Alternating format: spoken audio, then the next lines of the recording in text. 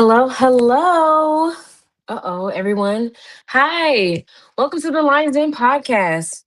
I am your host, Lauren Lyons, and I'm back to recap Paradise.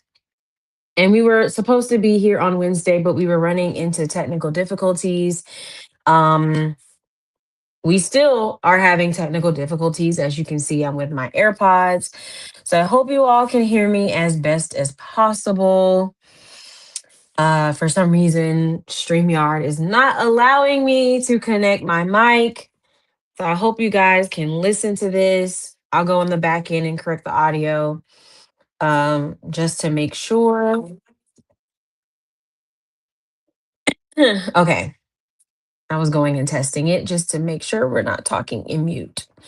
But there's so much to talk about and get into about Paradise. Episodes 4 and 5, we had to do 4 and 5 because your girl was out of town for her job. So there was no way I could do it. Uh until now. There's so much to get into and talk about. But first, you guys know a couple of house den rules.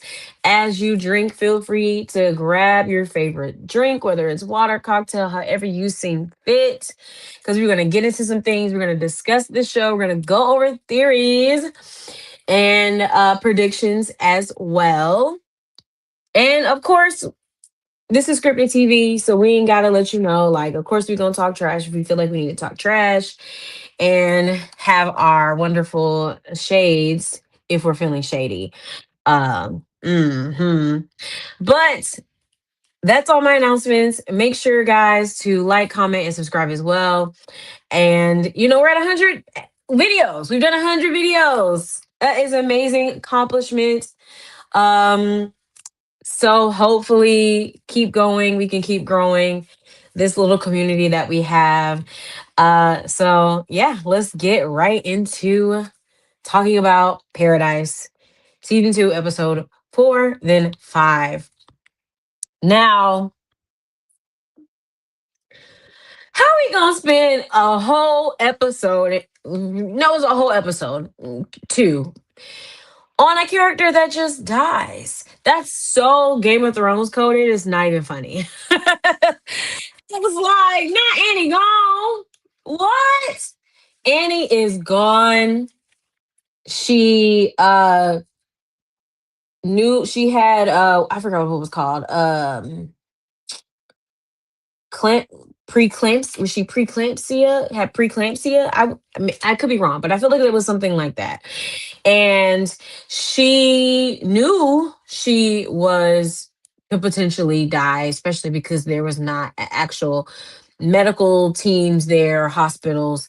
And so that also helps it make sense why she got suddenly got the courage to actually go in a, dead zone or one of the areas that was dangerous, and then find Xavier and ask him to take her to Atlanta or take her to Colorado. That makes sense because it was kind of like an all or nothing at this point to try to get to her baby daddy so that the baby could have someone she trusts.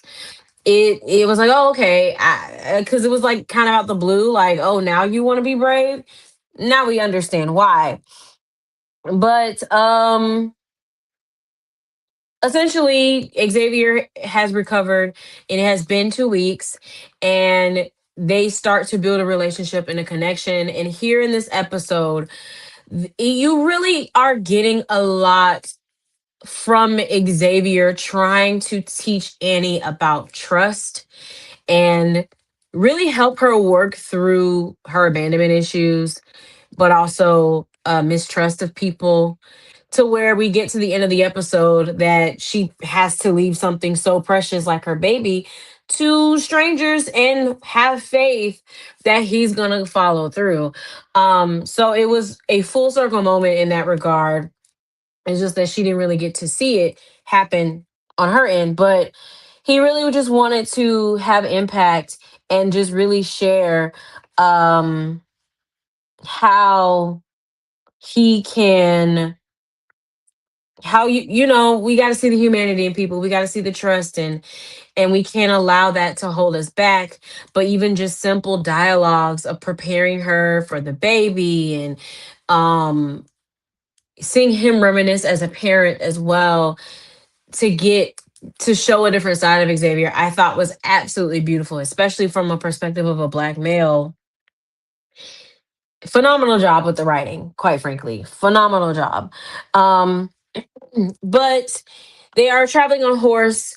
They end up at a Waffle House, or the Waffle, we gonna call it Waffle House, child. And she ends up going into labor early. Um, Xavier goes to find help, and it was from people that they had passed. So it goes again back into the whole trust thing, where these people were skeptical of him, just like he was skeptical of them. But he, instead of panicking and freaking out like Annie, he took them as being good people. He was a he even with his experience, he still wanted to give people a benefit of a doubt. And he also noticed that, like, okay, their families, they're protecting their kids as well, because there was a child in the back of the truck. So he knew, like, they're just doing the same thing we're doing. But he then decides to go run and get help from them, because they weren't that far from where um she was giving labor. Now, this part had me a little bit, because I'm like, Xavier, I understand you've been in the bunker for a long time, but baby, you can't just be running up in white people's house. I was really concerned.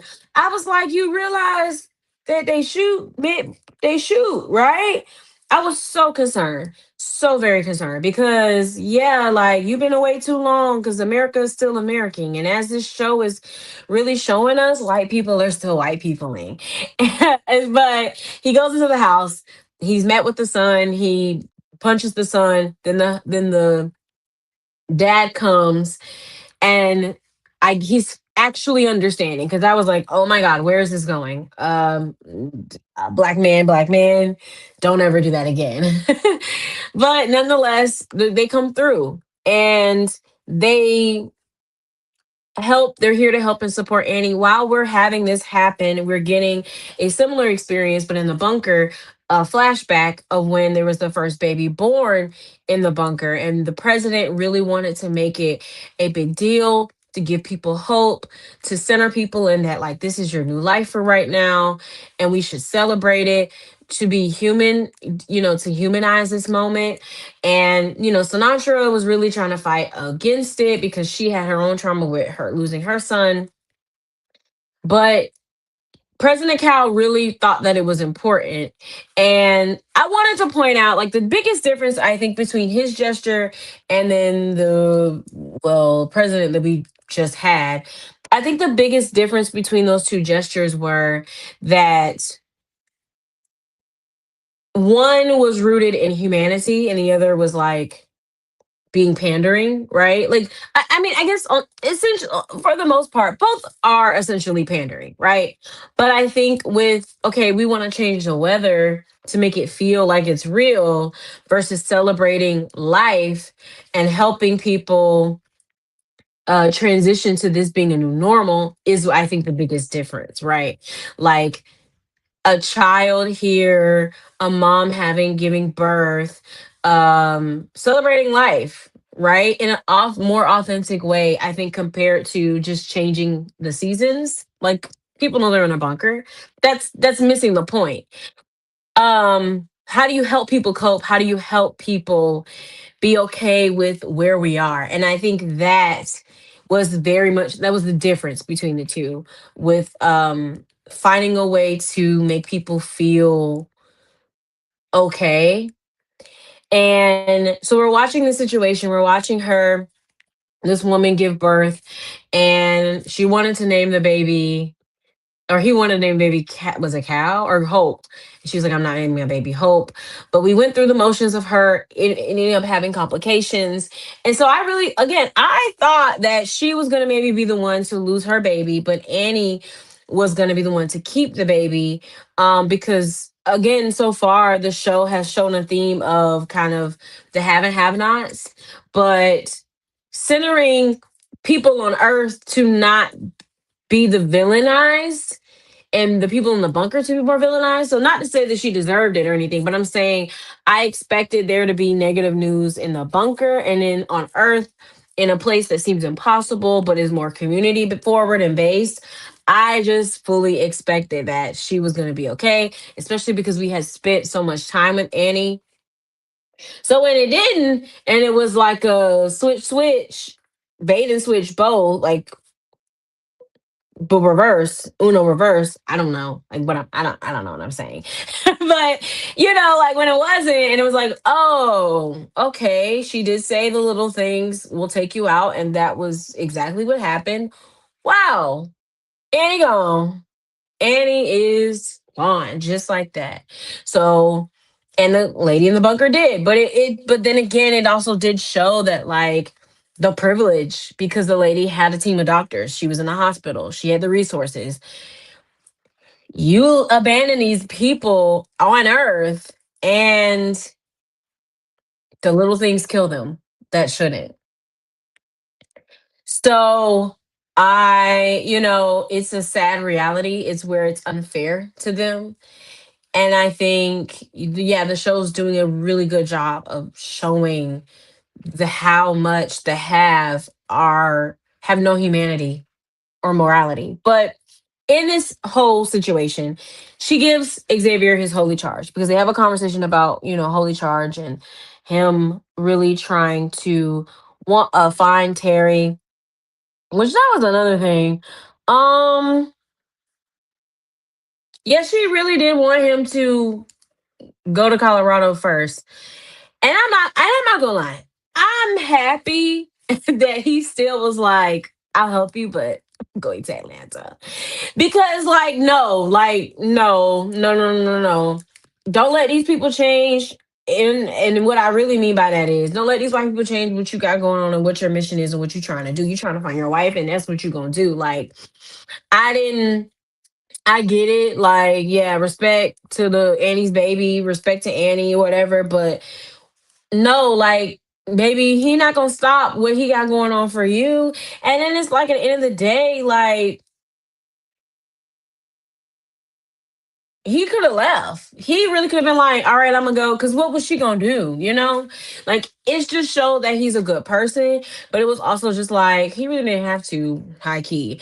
And even with him taking on the holy charge, I didn't have a problem with it only because he actually still was like, No, I'm still gonna go to Atlanta. So I was like, good, right. Don't forfeit what you got going on to Atlanta. Like, no, go do what you need to do. But I saw people also like, why is he taking on the homie charge? If you don't pass that baby to people who are capable and do what you need to do, like, sorry. I also see those points too, because godly, like, we need to be a little selfish. We do. We need to be a little selfish.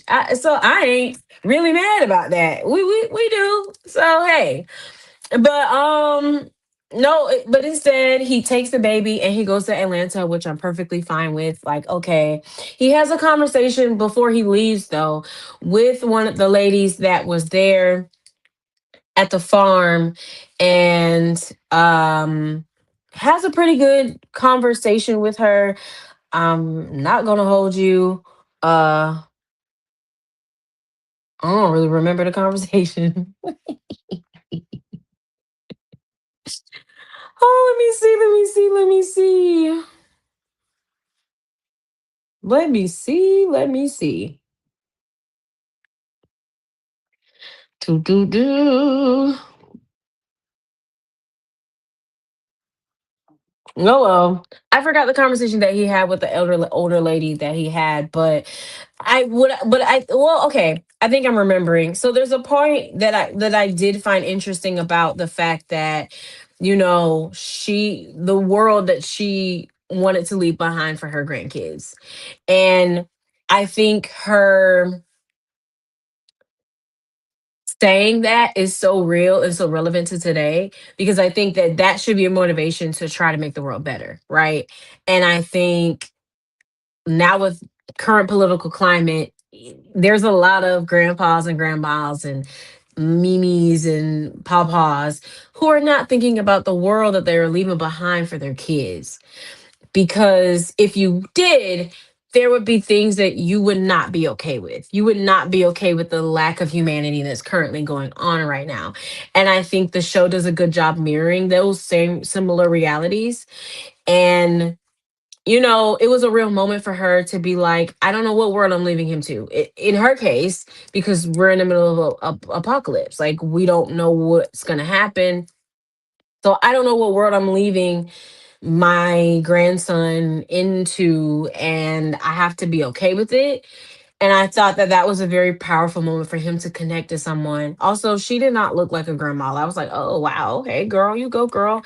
But so I think writing wise, this show is amazing. What I am so far concerned about though is we only get 8 episodes. So okay, you know? But we move on to episode 5. He finally is able to leave. The horse does allow him to like ride on him because he was very loyal to Annie. But I guess Annie's baby, he sensed Annie's baby. He was like, all right, I guess I'll let this man ride. They get to Atlanta. We don't know what the timeline is, but he gets to Atlanta. As he gets to Atlanta, he is met with the mailman, Mr. Postman, Gary. And he asks, where is my wife? And Gary says, Terry was my partner. She was my person, and they took her away. I'm not direct quoting, but he did say partner. And she took her away. They took him.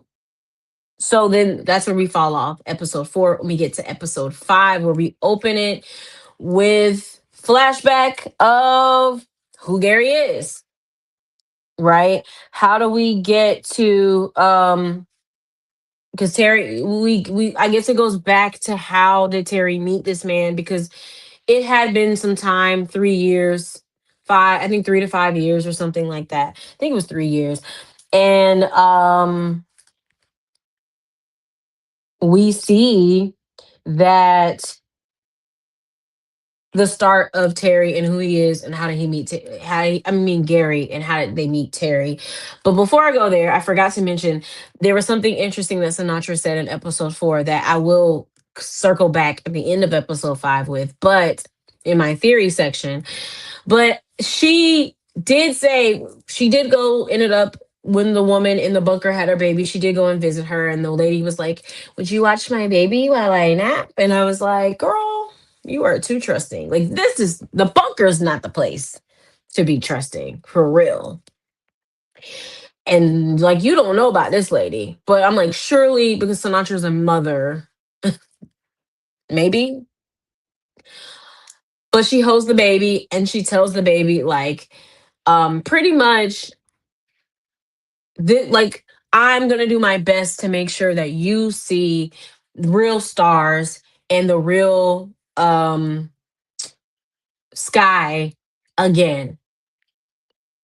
Don't worry. Like I'm gonna make you're worth fighting for your future. Like I'm here to fight for your future. That's what she told that baby. Okay. So we'll put a pin there and then we'll come back to it in our theory section on what we think this show can go. But in episode 5, again, we pick up where Gary is here with a baby wrapped. I'm like, how? Where's the food? Who gonna feed him? You maybe should have kept him on the farm and then came back once you got Gary, Terry or something. Because I'm like, okay, you're walking around with a baby on a horse. It's a little bit unrealistic, but I mean, maybe because he's super dad, I'll take it. CIA super dad, secret agent, secret service super dad. I guess it's believable, but we then go flashback to when Gary and we find out who Gary is and how again he connected with Terry. Gary is a postman who essentially is an incel. He's an incel, but he meets someone online named Ravi or Enos, and Enos.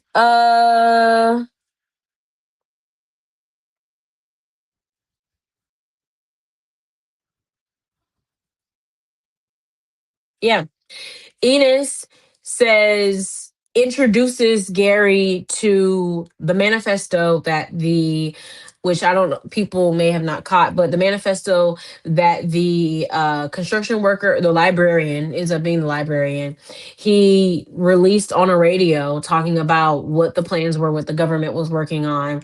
He told Gary, like, hey, you need to listen to this. Like, maybe we need to take this seriously. What would you do for an apocalypse? This gets them thinking and saying, okay, we need to get prepared in the event that there's an apocalypse. And so it was like, who would you want in the bunker? Right. And so he says maybe a nurse, maybe a gardener, a survivalist, a nurse. Oh, I already said nurse. Um, Mechanic, and then maybe I feel like I feel like I'm missing one person, but either way, like essential workers to help you in restarting life with those different tasks, and they be for a reason. And ain't it Eunice? I'm gonna call him Ravi Chow. I don't got time to because Eunice Ravi is an engineer. So, but Gary was like, I'm just a postman. But he was like, it's fine. We can come, we can build a little community where it's just us lonely people, right? Because they're both incels. And if you don't know what an incel is, it's a person who only has a life online, doesn't really engage with people socially, but oftentimes can't find relationships or have relationships with people in real life, and blames women for it. Like blames the people that are not, like, a woman is not interested in them, so they end up blaming the woman. Um that is essentially what an incel is. But these are two lonely guys coming up with this plan. As they're coming up with this plan, on in one of Gary's routes, he sees that there's this little boy. His name is Bean. Bean is in a abusive home where his parents seem to be abusive and also strung out on drugs. He's outside to get away from that, hungry. So Gary interacts with this kid. Now, after we get to the point where we start seeing interviews from the scientists, and so Gary is now fully believing it and getting involved with that. Okay, this may not be a conspiracy, or if it is a conspiracy, why not take interest? He has nothing else to do. Well, he finds out that his post office, because he's talking with a guy about it, it used to be a bunker, underground bunker for nuclear um bombs that was made in made, I believe, was it probably during the Cold War. And his old post office is one of those, so this could be a place that they could do it if it in the event happens. And come to find out, of course, it happens. So we find this is where Gary then goes, picks up Enos, and they meet. He says, okay, I had already plugged people. We're gonna start our community. He then says, wait, I need to go. Stop, make a stop. He sees the boy. He tells the boy, hey, where are your parents? Come on, they need to come rescue you. His parents are like pretty much knocked out, probably strung out on something. And he's like, kid, I want you to be safe. Do you want me to come? Like, you should come with me. The kid agrees. As they go, and make another stop to go get eggs, because again, they are thinking about little things to restart their life after this apocalypse, because at this point they've gotten the information, they've heard the manifesto, they've heard things from the scientists, so they do know what is about to happen and how they should prepare. Because it's not necessarily a secret. Well, it's a worst kept secret, right? So they do these things as they're waiting for the eggs. Bean gets out the car. We see that there's an accident, and it was Terry who gets in the accident, Xavier's wife, and she was obviously on her way to Atlanta, or in Atlanta. She gets in an accident. Everything is starting to end. There's a plane crashing. Uh, the poles are starting to pop, electricity starting to pop, and she's giving her a goodbye message to her kids and to Xavier that we see or hear we heard in season one. So there ain't nothing in that, and I'm talking. But anyway, so that's when the surface goes down. As it was going down, people start commotion. She then sees Bean. As a mother, obviously she's gonna walk up to him and be like, "Are you okay? Are you with your parents?" He says no. This is where Gary comes back. And we see this moment where Gary is trying to get Bean to go with him, but then Terry, Mama Bear, pushes him back, like, hold on, okay, how do you know this kid? Like, are you a kidnapper? Oh my God. And which if a kid is potentially, if you're worried about a kid getting kidnapped, tell them to go find black people. tell like because we don't play that. We do not play that at all. um so she was kind of got protective over Bean, but in this moment you could see it was like Gary's mind just clicked and locked, and it was love at first sight for him. And he then convinces Eunice, like, hey, come on, like, let's allow her to come. The kid trusts her. Like, we can't leave him alone. And Eunice is like, this is more mouths to feed. This is not what we prepare for. We only prepare for essential people. Like, she's not going to help us. He's like, please, come on, let's do it. Okay, fine. They take her and they go in the post office, and everyone is sharing what they do. They're like, oh, she's like, I'm a doctor. Oh, oh, but I only study mushrooms. Oh. So I was like, how are you going to um how are you going to help with mushrooms, baby? Which I think that was my first time understanding that she studied mushrooms. I thought that she was doing a little bit more biology stuff or something.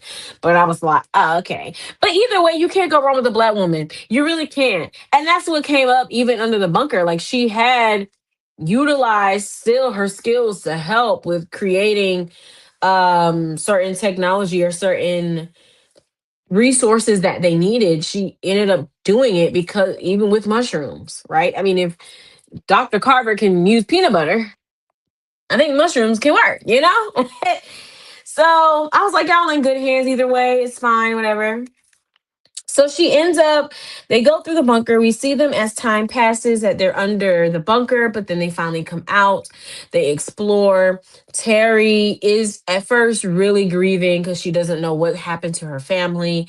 But she is just as dedicated as Xavier in finding each other, and finding and getting back to him, which I love that.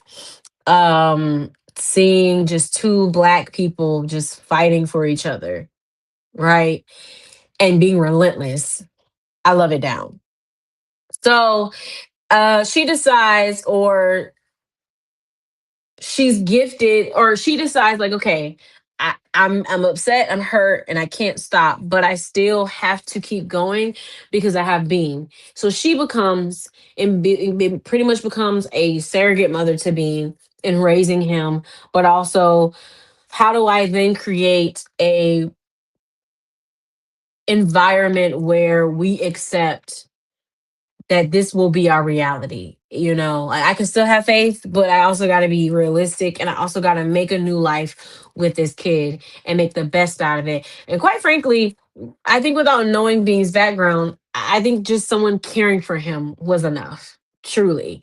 But she decides to make Christmas an experience for them, and really is ends up being the glue of the group towards the end of all of this. She ends up grabbing people together with this exchange. Gary gives her a radio and was like, "Hey, um, I had to convince Aunt Eunice to give you this gift so you can try to find your family."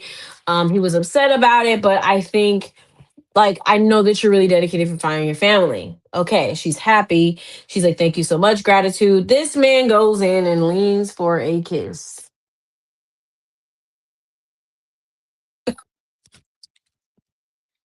The delusion, baby. The delusion, baby. The delusion.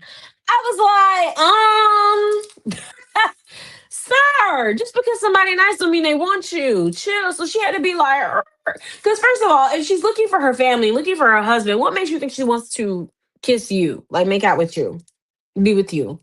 She literally wants to use this radio station to find her husband. How is that not understood? And we'll come back to that in our theory section, but like, okay. So this now, I have to say though, the way that Terry did this, I was like, oh, let me take notes, baby, because when I say that boundary was drawn hard in the sand, like permanent marker.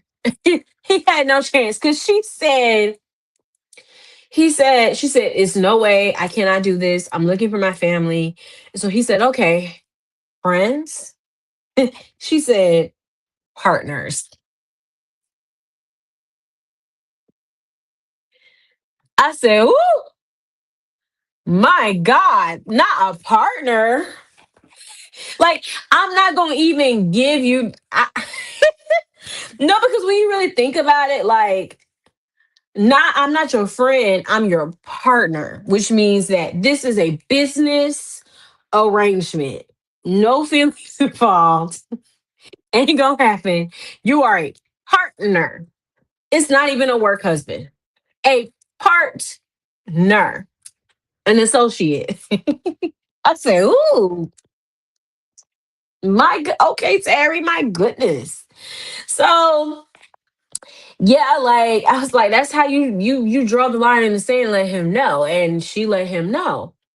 So time is passing again. Bean is getting taller. I guess. I guess they're trying to show him getting taller. I didn't really see it, but okay. By this time, 2 years had passed. 3 years had passed, and I think we're back in the timeline of Xavier, who's probably either dealing with Annie somewhere, right? Like somewhere Xavier is with Annie at this point, and she's going and doing her radio. She's getting frustrated. She's, not knowing if there are voices, if any of her messages are coming through. Um, but people are making a way. People are starting to want to branch off. So there's a couple in there, two lesbian couples who are like, hey, I think we want to leave, get our own place. This rubs Eunice the wrong way because he was throughout the episode, we were getting moments and facials and looks of Eunice that suggested that he, was trying to be very like dictator, tough, didn't really want to connect with people, upset that Terry was there. And you started to see him kind of soften as time went on and moved on. He even started to build slight relationships with people because when they would do the gifts exchange, people didn't forget about him. They looked after him. And so those are the little things that I noticed, right? And he then or we then get to the point though where he still has a bit of an issue with Terry.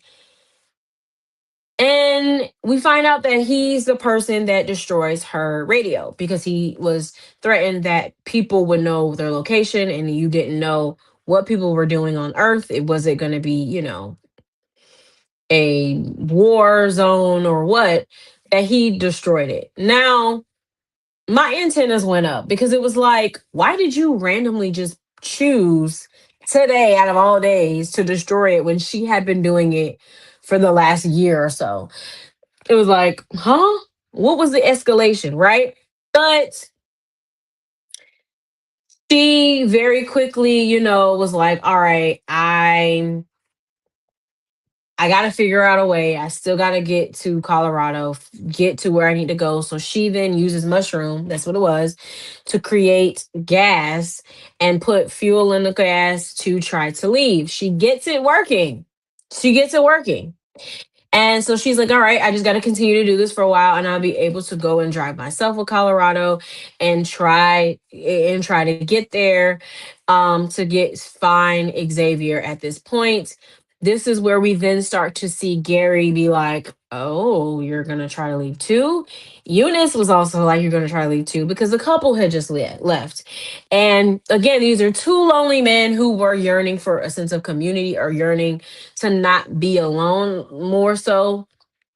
And so this you did start to see both of them start to struggle because people wanted to have their own independence. We then stop focus on the other group of people necessarily and just really shift to the couple and Terry and Bean and then Gary and Eunice. So um she's figuring out the mushrooms. As time goes on, they find out, or Bean sees that there is a group of people that have came into town and they have a train. So there is oil and they go look it out. Now, what was interesting about this dialogue, and I'm assuming it's probably going to come up later, is that Terry wanted to go look, but Gary really pushed to where it was just him, and Eunice to go instead. And it was just the way he did it that was very strange. It was just very strange interaction, right? But they find out that yeah, they're friendly people. They're not trying to take over. They're not trying to hurt them. They just simply want to meet. Well, we know Link because they throw hints that it's Link. They want to meet up with him in Colorado because they want to, of course, deal with Alice and whatnot. So because in the last episode we did see that Link is in Colorado. He's made it to Colorado. So, um, they end up being friendly. Again, I think they did not want the people on Earth to be the villains in this story, but to be just human, have humanity, and that's what we're seeing for the most part so far. And so they come back and tell and relay the message, and Terry goes, "Oh my God, I wonder if they can take me. That's even better. I don't have to grow mushrooms. We can just go on the train with him. That's perfect. And Bean will come with me because he's a child. He wants to come with me. Awesome." Gary doesn't like this. He does not want her to go because Gary is still in love with a woman who made it very, very clear that he was just a partner, but he is down bad. And but this also for some reason makes Eunice we see a shift in Eunice and his behavior, and he goes and have a conversation with Terry. He says, "I'm sorry for destroying your radio, and you were helpful." Like pretty much he acknowledges her contributions, that they did need them. And he it to me it felt like Eunice was getting to a way of acceptance, in that it's okay if people come and go. I still have Gary. We're still close, right? That's my best friend. They made sure to emphasize best friend. I noticed that in the dialogue. We will be okay. We will figure it out. Do what you need to do, but you did contribute even though I didn't want you here. And so they come to a way of understanding. So you're like, oh, okay, he's coming around. Well, as Eunice goes back and I guess recaps his conversation with Terry, or about Terry, to Gary. He brings up like, yeah, man, they're gonna go soon. How do you feel about that?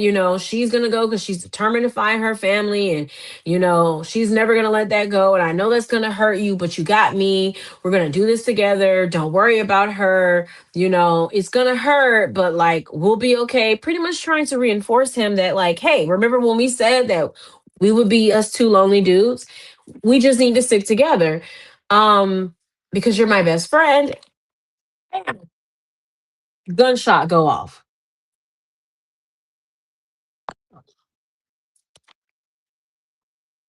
So that's what we on, Gary. Gary shoots Eunice. Gone. He's unalive. Deceased. Dead. I was like the shock on my face was, oh wow. Like I was shocked. I did not see it coming, which I know the creator, the writer of this is great doing things like that. Yeah, he got me on that one because I was like, excuse me? And while this happens, Bean sees it. So we've that's how we get to where we are now. While this flashback and recap, right, like, because it was also from his perspective, but also we were getting information too as to conversations that happened um leading up to this point. Xavier's there. He's exploring the bunker. He's trying to get connections to make a bomb to save his wife, because Gary tells him that his wife has been captured by those people that came on the train, which now by the end of the episode we know is probably not true. Or she's hiding. He is the one that is the villain. As they're going through the post office and he's meeting other people at the food market where the two ladies were, because they're doing bartering there. No one knows that Terry's missing, because we see the couple, and they're like, Terry's gone. Oh my god, we gotta help find Terry. Okay, but there was a photo where all of y'all were together in a bunker, and she been gone. I believe he said 2 weeks or a couple days. I don't remember how long he said that she had been gone. Strike one. Strike two, he could not say how many men had came and took Terry. He said 5 or 6. Well, you don't have any bruises, you don't have any cuts on your face, on your body, you don't look like you've been attacked. 5 or 6. But most people, I would think, and this is just me, if I'm being attacked by people, most people I think would be a little bit more over descriptive if it was a scary moment, right? Like they may, I would think he would say, I don't know, 10. I don't know, especially if he's a person who's scared of guns or violence. You would probably exaggerate it a little bit more because it traumatized you, or it was scary, it was a scary moment. He underplayed it, could not give him a straight answer. That was strike two. um he wasn't really pushing for Xavier or giving him information or really trying to help him to help Terry. Like he was just there standing like, uh yeah, maybe we could go here. Yeah, if you just told this man that your his wife was your partner, was a person you spent the last 3 years with, where is the actual drive to find her? He had none of it. So of course it's gonna set off alarms. And Xavier is a secret service, so he's gonna pay attention to every body language and every movement that he does. And when it came to the baby, Xavier had an instinct not to give the baby to Gary. Um, and what he used was Terry found telling stories in bedtime to be a sacred moment, because he know his wife, he know his girl, he know her. And he knew, and so she started to do that tradition with Bean. Well, through the story that was told, the couple, she would allow them to read the story to Bean when she was not able to. And thus he said, okay, well, if you were able to trust them with something you find so valuable, I can leave this baby with them, and they will be fine and safe. So he's protected. He knew, he trusted his wife, and he took her word for it. A black woman. Yeah. I'm loving it. I'm loving it. He trusted a black woman and her instinct. Exactly. So he gave the baby up to them, and he said, I thought you said that you wasn't you no one was gonna touch this baby but you. And you. That's what he wanted to say. But no, he covered it up real good. Like, oh no, Terry trusted them because she wouldn't have done it for Bean. So that's why I felt like I could only trust them. But you have been lying to me. So spill it. So at this moment, we don't know that Gary has had that secret, but we're thinking, like, okay, what is it? Because you are kind of, playing it to backseat for somebody you say is your partner and somebody you spent every day with. Okay. And he then says, I was in love with your wife, but I'm going to help you do whatever it takes to get her back. And Xavier says, okay, and gives him a handshake. And that's how we leave off.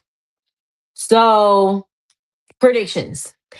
I definitely think that Xavier is clocked that he is not being 100% honest.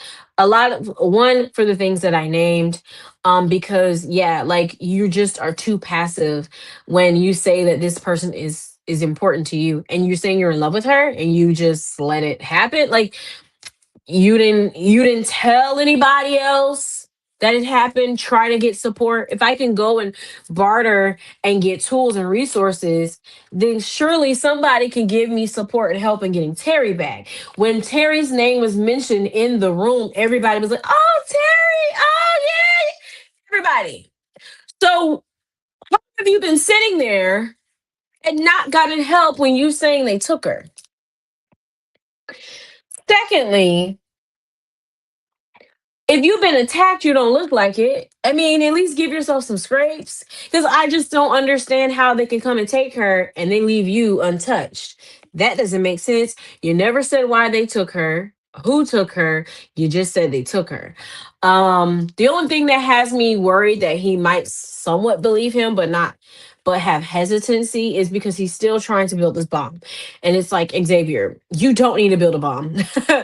You don't need it. These are the good guys. And so I'm hoping there's a realization before we get to that part. Because here are the theories of where Terry potentially could be. Terry could either, I think, be hidden and stored away from Gary. I think either she kidnapped them. Because also, where are the gardeners? Where is the mechanic? Where's the survivalist? They are also missing. So you show me a picture. They're not here. We only see the couple. Where are those other people? Where's Bean? Somebody's got to be asking some questions here, and it has to start making sense, right? And so I'm hoping Xavier's like, I'm just playing this up for you, but really, I've already clocked your T. I'm hoping, and doesn't bomb those people, because he may need to catch a ride. Because a horse, you can't have that baby on that horse.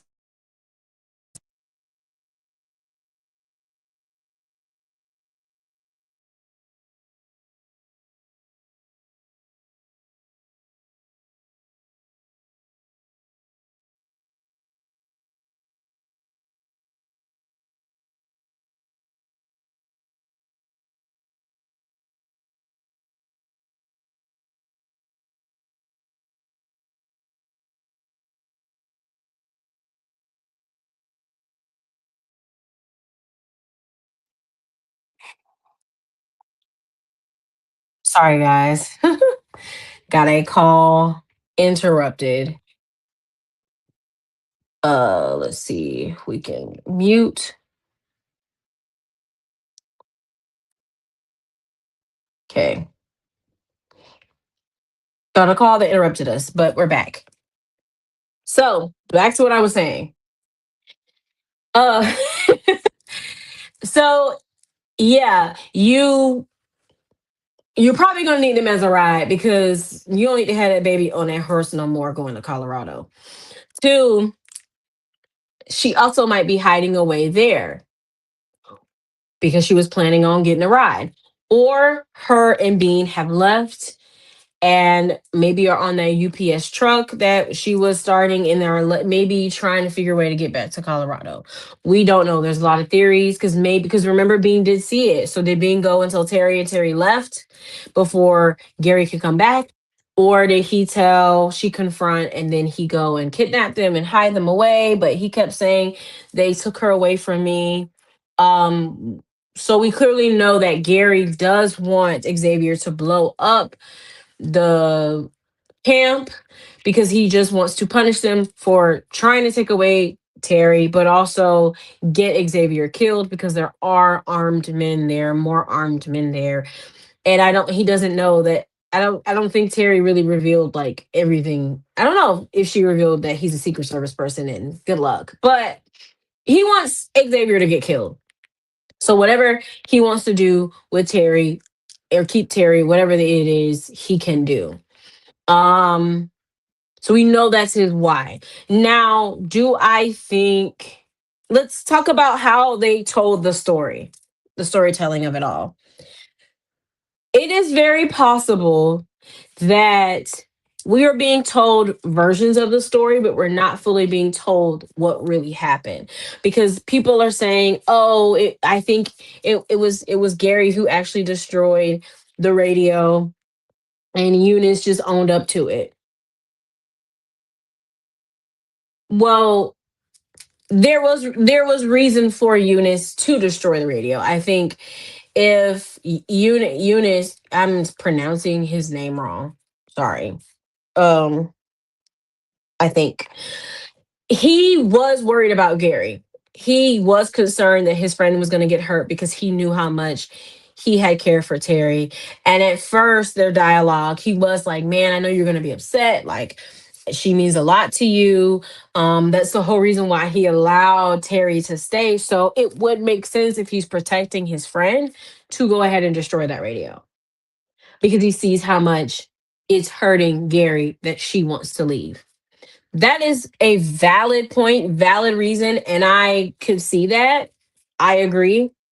But also, upon discussing it with friends and theorizing, it is also very likely that this is just part of the version that Gary tells Xavier.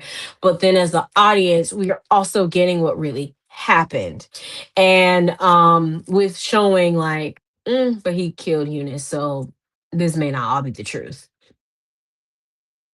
Because again, the timeline of Eunice deciding to destroy the radio when she had been doing it for a whole year or so is wild. So it's giving it maybe could have been Gary, and this is just the version that we're being told. Now, people are also talking about the timeline and saying that, like, dang, if Xavier didn't get stabbed, he would have made it in time for his wife.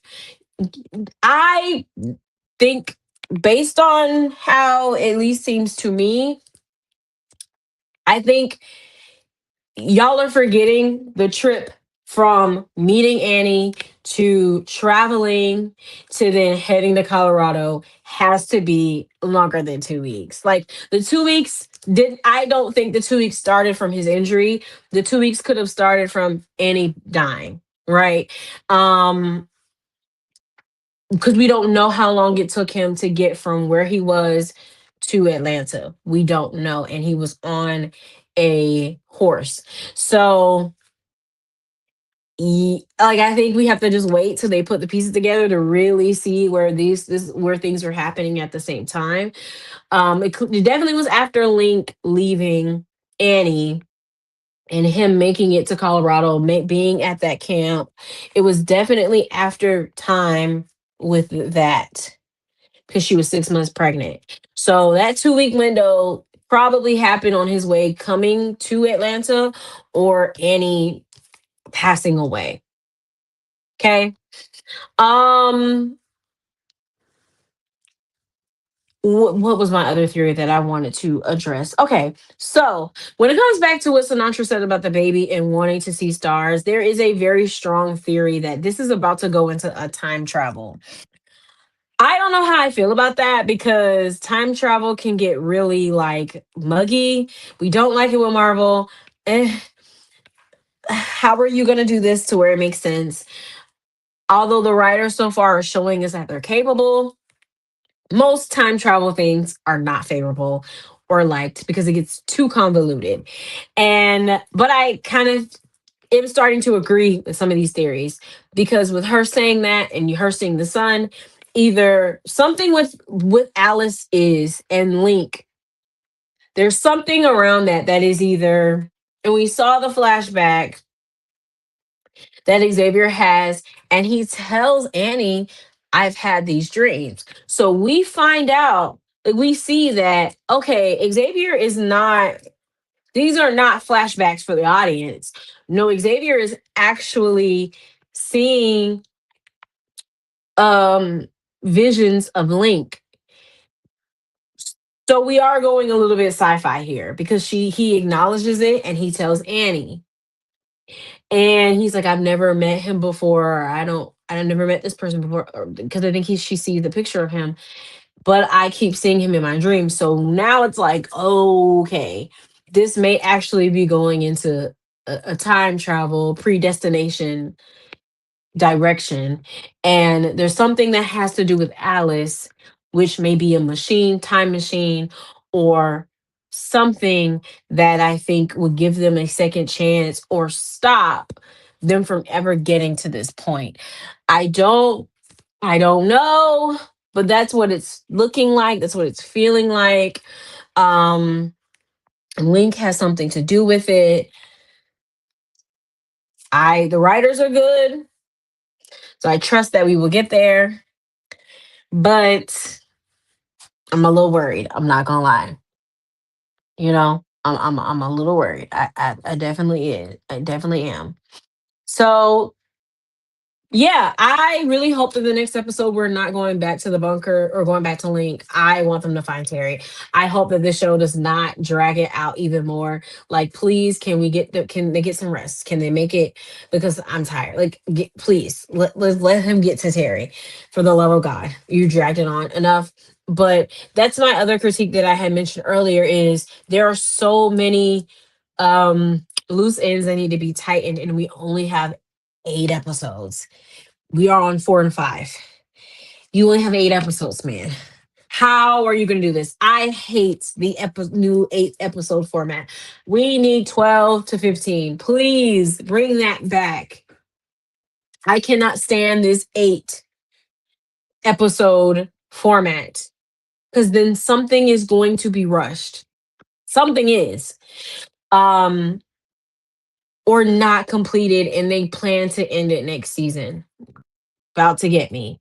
So hopefully Terry, he figures it out. He gets Terry. Bean is okay. I don't think he killed them. I don't think Gary killed them all.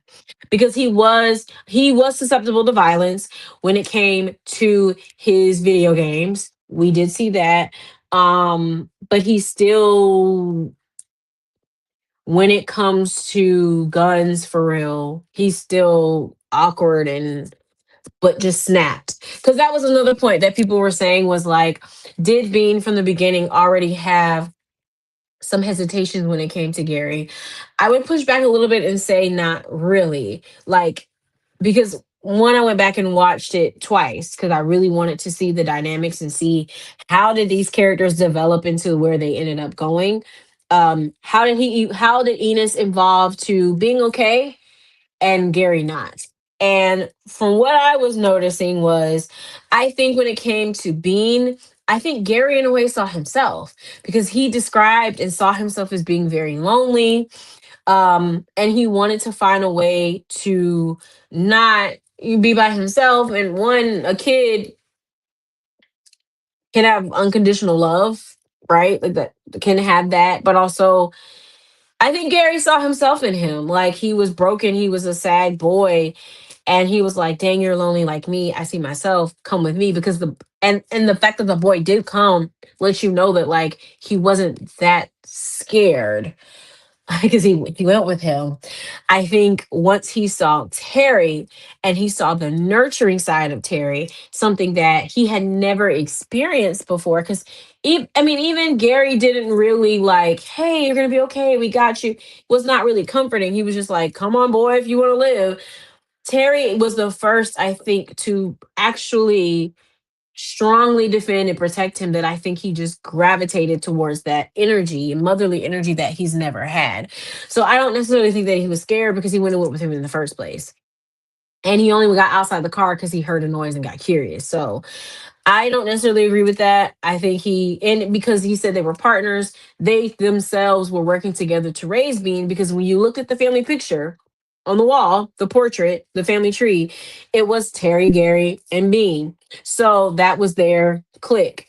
So I think he was supporting and helping with Bean, but I don't think Bean thought that he was a danger. I think he just gravitated towards Terry a little bit more. Um, Now, how did Eunice evolve to where to pretty much being nonviolent and Gary being violent? Because the whole episode set us up to thinking that Eunice was the violent one. Eunice was the one responsible for getting them kidnapped. Mind you, Eunice is nowhere to be found. That is also another thing that I hope Xavier clocked. Like, well, where is he? Why are you the only one here? Because those are questions that need to be answered. So, one of the things I noticed about Eunice is he's absolutely an incel as well. He's absolutely a person who was to himself and was going on the internet to find companionship. But where I think it varied was Eunice was the person that brought all of those people together. So that means that he had some levels of relationship, or was, because we don't know if he was reaching out to them online or in person. The way that some of the dialogue suggested was some of it might have been in person, because he said the nurse, I spoke to the nurse, she thought I was crazy. Like, but either way, he was able to gallivant and build relationships with people for them to come to a bunker and believe him. Gary had no one. Gary literally says, I have no one. And so then that's when Eunice was like, yeah, we're just two lonely bros, you know. So it showed you that Eunice wasn't so isolated and insulated in the same way that Gary was. And then even as time evolved, Eunice would, yeah, Ravi Eunice, he was making his own, he was accepting his relationships as they grew. When it came to, you know, Christmas, they were giving him gifts, they were acknowledging him, he was softening, he was learning, like, okay, we are building community, I don't need to be this hard, I don't need to be this tough, I'm accepting this community.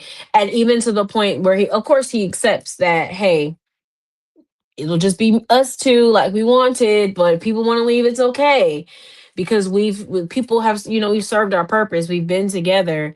So for me it made sense, really looking at his character.